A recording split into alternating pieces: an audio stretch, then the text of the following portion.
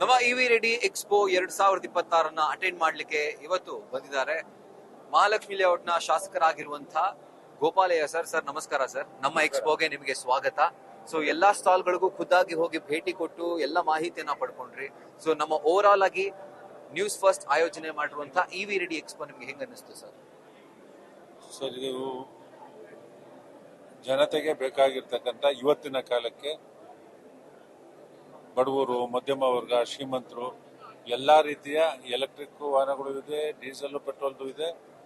ಯಾರಿಗೆ ಯಾವ್ದು ಬೇಕೋ ಆಯ್ಕೆ ಮಾಡ್ತಕ್ಕಂಥ ಒಂದು ಅವಕಾಶನ ಒದಗಿಸಿದ್ರ.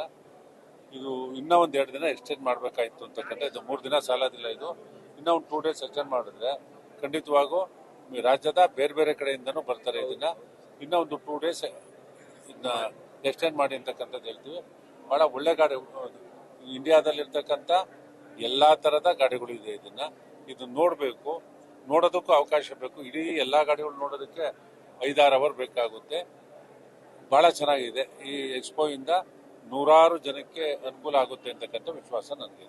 ಈಗ ಇವಿ ಗಾಡಿಗಳು ಅಂತಂದ್ರೆ ಜನಕ್ಕೆ ಅದೊಂದು ಗೊಂದಲ ಇದ್ದೇ ಇರುತ್ತೆ.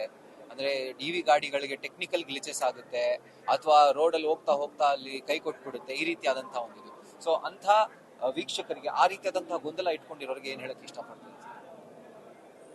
ಅದನ್ನ ಮನಸ್ಸಿಂದ ತೆಗಿಬೇಕು. ಬಹುಶಃ ಮುಂದಿನ ದಿನದಲ್ಲಿ ನಾವು ಭಾರತದಲ್ಲಿ ಯೂಸ್ ಮಾಡ್ತಕ್ಕಂಥ ಇವಿ ಗಾಡಿಗಳನ್ನ ಅದು ಈಗಿಂದನೇ ನಾವು ಪ್ರಾರಂಭ ಮಾಡಿದ್ರೆ, ಈಗ ನನ್ನ ಅನೇಕ ಜನ ಸ್ನೇಹಿತರ ಹತ್ರ ಇದ್ದಾರೆ. ಅವರ ತೋಟಕ್ಕೆ ಹೋಗೋದಕ್ಕೆ, ದೂರ ಹೋಗೋದಕ್ಕೆ, 400 ಕಿಲೋಮೀಟರ್ 300 ಕಿಲೋಮೀಟರ್ ಹೋಗೋದಕ್ಕೆ ಯಾವುದೋ ಆ ಥರ ಕಂಪ್ಲೇಂಟ್ಸ್ಗಳು ಬಂದಿಲ್ಲ.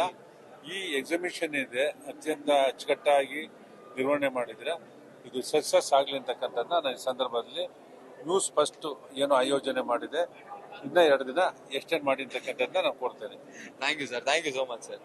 ಸೊ ಈ ಒಂದು ರೆಸ್ಪಾನ್ಸ್ ಅನ್ನ ಶಾಸಕರಾಗಿರುವಂತಹ ಗೋಪಾಲಯ್ಯ ಅವರು ಕೊಟ್ಟಿದ್ದಾರೆ ನಮ್ಮ ಇವಿ ರೆಡಿ ಎಕ್ಸ್ಪೋನ ಕುರಿತಾಗಿ. ಕ್ಯಾಮರಾ ಪರ್ಸನ್ ಹೊಸಕೋಟೆ ಮಂಜುನಾಥ್ ಜೊತೆಗೆ Rahul Dayan, news first Bengaluru. News first ನಿರ್ಭೀತಿಯಿಂದ ನಿಮ್ಮ ಪರವಾಗಿ.